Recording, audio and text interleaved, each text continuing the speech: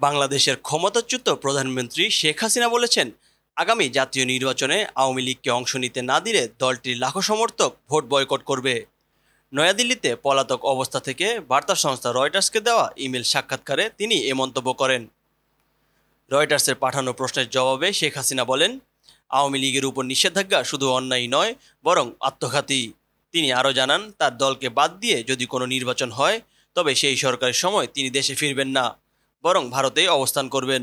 2024 সালের আগস্টে ছাত্র নেতৃত্বে সংগঠিত রক্তক্ষয়ী অভ্যুত্থানের সময় শেখ হাসিনা দেশ ছেড়ে ভারতে পালিয়ে যান।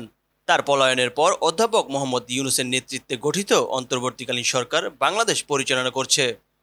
এই সরকার আগামী ফেব্রুয়ারিতে জাতীয় নির্বাচন আয়োজনের ঘোষণা দিয়েছে। ক্ষমতাচ্যুত হওয়ার পর এই প্রথম তিনি সংবাদ মাধ্যমের প্রশ্নের জবাব দিলেন। পরবর্তী সরকারের অবশ্যই নির্বাচনী বৈধতা থাকতে হবে। আওয়ামী লীগের লাখ লাখ সমর্থক এমন পরিস্থিতিতে ভোটে অংশ নেবে না। কার্যকর গণতন্ত্র চাইলে আপনি তাদের ভোটাধিকার থেকে বঞ্চিত করতে পারেন না। উল্লেখ্য, 2024 সালের ডিসেম্বরে আন্তর্জাতিক অপরাধ ট্রাইব্যুনাল শেখ হাসিনার বিদ্বেষমূলক বক্তব্য গণমাধ্যম ও সামাজিক যোগাযোগ মাধ্যমে প্রচারে নিষেধাজ্ঞা জারি করে। একই সঙ্গে আগের সব বক্তব্য সরিয়ে ফেলতে নির্দেশ দেয় ট্রাইব্যুনাল। রয়টার্সের সঙ্গে এই ইমেল সাক্ষাৎকারের মধ্য দিয়ে শেখ হাসিনা 1 বছরেরও বেশি সময় পর আবারও প্রকাশ্যে নিজের রাজনৈতিক অবস্থান পরিষ্কার করলেন। ডেস্ক রিপোর্ট, চেষ্টা টিভি।